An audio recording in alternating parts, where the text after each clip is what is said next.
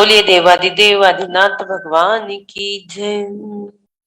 भक्तांवर प्रणत मौलि मणि प्रभाणा मुद्दोदकं दलित पाप तमो विताणम सम्यक प्रणम्य जिणपाद युगम युगादा वालंबनम भव जले पततां जनानाम यह संस्तुतः सकल वाङ्मय तत्वबोधम् दूत भूत बुद्धि पटु भी सुरलोकनाथे स्तोत्रै जगत्प्रीतै चित्त हरैरुदारै स्तोषै किलाहमपि तं प्रथमं जिनेन्द्रम्। बोलिए आचार्य मान तुंग स्वामी जी की जय। रत्नत्रय मंडित संत शिरोमणि आचार्य गुरुवर विद्यासागर जी महाराज की जय जय जय। समस्त साधु संघ की जय। समस्त तारिका माताओं के चरणों में बदनामी करते हुए हमारे सभी ऑर्गेनाइजर्स तथा हमारे सभी पार्टिसिपेंट सभी का आज का सेशन वाह क्या बात है में बहुत बहुत स्वागत तथा सभी को जय जिनेन जय जिनेन जय जिनेन। जो हमारे जूम के माध्यम से पार्टिसिपेंट जुड़े हैं और जुड़ेंगे, और जो आईवीएस हीलिंग सेंटर फेसबुक के माध्यम से जुड़े हैं जुड़ रहे जुड़ेंगे, उन सभी का बहुत बहुत स्वागत तथा सभी को जय जिनेन जय जिनेन जय। सुरक्षा चक्र, सभी लोग रेडी हो जाएंगे सुरक्षा चक्र बनाने के लिए।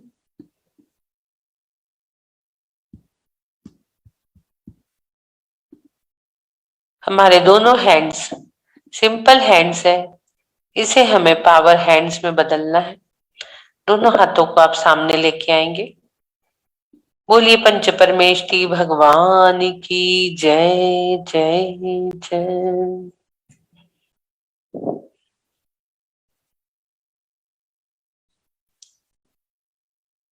कषायों का शमन करेंगे। क्रोधम क्रोधम क्रोधम जी नष्टम नष्टम नष्टम जी। मानम मानम मानम जी नष्टम नष्टम नष्टम जी। माया माया माया जी नष्टम नष्टम नष्टम जी। लोभम लोभम लोभम जी नष्टम नष्टम नष्टम जी। पंच परमेष्टि विराजमान करेंगे। ऋषभ अजित संभव 24 तीर्थंकर। ऋषभ अजित संभव अभिनंदन सुमति पद्म सुपाश जिन राय चंद्र पुहुप शीतल श्रेयांश जिन वासु पूज्य पूजित सुर राय विमल अनंत धर्म जस उज्ज्वल शांति कुंतु अरु मल्ली मनाय मुनि श्रोवत नमि नेमि पार्श्व प्रभु वर्धमान पद पुष्प चढ़ाए। ओम अशिया उषा नमः।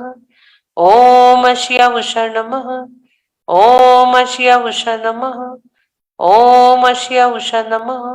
ओम अशिया उषा नमः। 24 तीर्थंकर और पंच परमेष्टि आपके हाथों में ओम और रीम दोनों विराजमान हो चुके हैं। सोचिए आपके हाथ कितने पावरफुल हो चुके, भारी लग रहे होंगे। इन्हीं हाथों से आप अपने हृदय स्थान पर अष्टपंखुड़ी रूपी एक कमल बनाएंगे। आप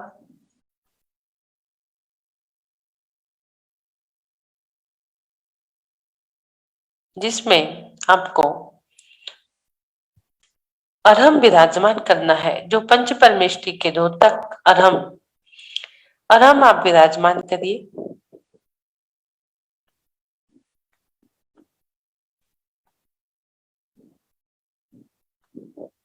और अब अरहम से एक रेप निकल रही है पूर्व दिशा में, जिसे आपको हवा में अ लिखना है, दक्षिण में र लिखना है हवा में, पश्चिम में ह लिखना है और उत्तर में म लिखना है। अ से अहंकार नष्ट होगा, र से हमें राग रूप परिणाम नष्ट होंगे, म से ह से हमारा बुरे संस्कार नष्ट होंगे और म से हमारा ममकार नष्ट होगा। और अब हम 9 बार अरहम की ध्वनि से अपने आप को सुरक्षित करेंगे।